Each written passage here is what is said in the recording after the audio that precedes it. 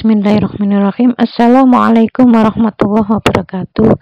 A'udzubillahi minasyaitonirrajim. Bismillahirrahmanirrahim. Wa ma asabakum min musibatin fabima kasabat aydikum. Apa saja musibah yang engkau terima itu adalah akibat dari buah tanganmu sendiri. Jelas itu. Pegang ayat tersebut. Diceritakan kalau musibah itu akibat dari dosa, entah berupa kesandung, kejedut, ketabrak, sariawan, panas, muntah-muntah, dan lain sebagainya. Sebenarnya itu sesuatu yang gak enak. Itu disebut musibah. Musibah itu akibat dari buah tangan. Buah tangan ini berarti berhubungan dengan pekerjaan, sesuatu yang dikerjakan yang mengandung dosa. Dan itu sering dilakukan, belum mohon ampun. Maka Allah memberikan musibah. Ya, musibah yang berupa bencana alam juga hampir sama ya. Patokannya di situ. Nah, kenapa musibah itu dari buah tangan? Dijelaskan di ayat lain. Ma asobaka min hasanatin fa minallah wa ma asobaka min sayyi'atin fa min nafsik. Jadi sesuatu yang enak, yang menyenangkan, yang berupa sehat, yang berupa bisa melaksanakan sholat, sesuatu yang enak, sesuatu yang baik-baik, itu datangnya dari Allah. Sesuatu yang gak enak, yang berupa musibah, panas, batuk, pilek, sariawan, dan lain sebagainya, itu akibat dari buah tanganmu sendiri. Famin nafsik. Ma asobaka min sayyatin famin nafsik. Jadi yang gak enak-enak, yang buruk, yang gak enak itu datangnya dari diri manusia itu sendiri. Berarti dari dosanya. Ati Allah wa Rasul fa in tawallau fa innallaha la yuhibbul kafirin. Taatlah pada Allah dan Rasul. Taat pada Allah itu melaksanakan isi Al-Quran. Taat pada Rasul melaksanakan isi apa yang ada di dalam hadis. Fa in tawallau, apabila kamu berpaling, fa innallaha la yuhibbul kafirin. Sesungguhnya Allah enggak suka orang-orang yang kafir.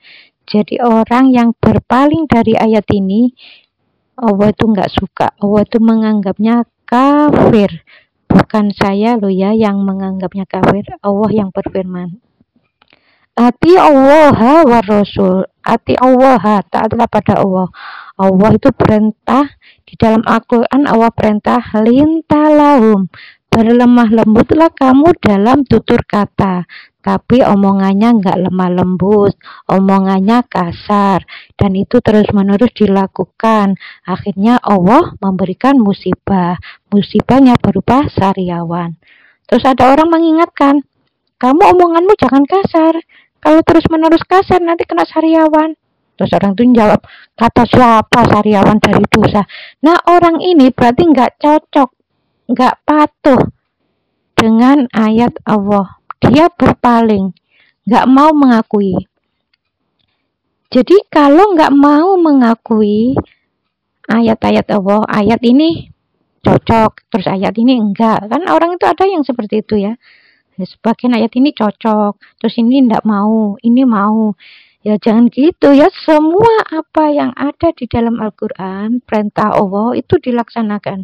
Gak usah ini cocok, ini enggak usah. Semuanya harus cocok, harus diakui, harus cocok dan melaksanakan apa yang diperintah. Kalau Allah itu melarang, ya dijauhi. Jadi nggak usah pilih-pilih, aku yang ini aja, ini mau, kalau ini nggak mau aku melaksanakan. Ya nggak boleh seperti itu. Jadi orang-orang yang kena penyakit, misalnya contohnya Alzheimer, padahal di situ dijelaskan di dalam Al-Quran Allah itu melarang ujub, merasa ibadahnya lebih baik daripada orang lain. Nah ini kan ujub. Nah dosa ujub ini kalau terus-menerus dilakukan, suatu saat akan diberi peringatan oleh Allah dengan musibah yang berupa Alzheimer, penyakit was-was. Jadi kalau wudhu itu tidak selesai-selesai ya. Dulu bunda tuh punya tetangga, tapi sekarang sudah enggak berkumpul di situ ya, dan orangnya sudah meninggal. Kalau wudhu itu diulang-ulang karena tempat wudhunya itu dekat dengan kamar mandi Bunda. Kalau misanan saya tuh dekat dengan tempat sholatnya. Jadi kalau wudhu ya nawaitul wudu'a, nawaitul wudu'a diulang-ulang. Terus kata misanan saya, karena tempat sholatnya itu dekat dengan jendela misanan saya, ya dengar. Katanya kalau sholat itu usoli diulang-ulang. Nah itu awal mulanya dari dosa ujub terus menerus dilakukan, belum mohon ampun, akhirnya kena penyakit Alzheimer, was-was. Kalau skizofrenia, kalau dokter sih mengatakan halusinasi ya, itu awal mulanya dari suudzon. Padahal dalam surat Al-Hujurat ayat 12 dijelaskan Allah itu melarang ya suudzon. Suudzon itu pada Allah ya nggak boleh, pada orang lain ya nggak boleh, pada dirinya sendiri nggak boleh. Allah melarang suudzon, tapi melaksanakan suudzon terus-menerus ya akhirnya kena penyakit skizofrenia, seperti ada yang membisikkan. Ya suudzon pada dirinya sendiri itu contohnya ya misalnya merasa nggak berguna, merasa nggak manfaat, untuk apa hidup nggak manfaat, merasa seperti itu. Terus kayaknya aku nggak mampu deh melaksanakan ini, nggak mampu, kayaknya aku nggak bisa, kayaknya aku nggak mampu, kayaknya aku nggak manfaat. Akhirnya lama-lama muncullah jin yang membisikkan, lompat aja dari gedung, kamu ini nggak berguna, mati aja. Akhirnya lompat dari gedung yang tinggi, ya mati. Ya itu awal mulanya dari suudzon pada dirinya sendiri. Padahal Allah melarang jangan suudzon, kok terus menerus melakukan suudzon, akhirnya kena musibah. Musibahnya apa? Kena skizofrenia, seperti ada yang membisikkan, yaitu jin. Jadi kalau ada anak, misalnya anak remaja ditabrak terus kakinya patah, kalau menurut saya ya normal ya. Allah memberikan musibah yang seperti itu sudah tepat. Karena apa? Karena anak ini susah ya, diberitahu tuh susah, ngeyelan, keras kepala. Ya wajar kalau ditabrak truk terus kakinya patah. Kaki ini kan untuk menyangga badan ya. Kaki ini berhubungan dengan keluarga. Jadi kalau di keluarga itu memang kaku, keras kepala. Nah, kalau dinasihati orang tua nggak mau, ya wajar ketabrak truk kakinya patah. Itu normal. Allah berbuat seperti itu tidak zalim.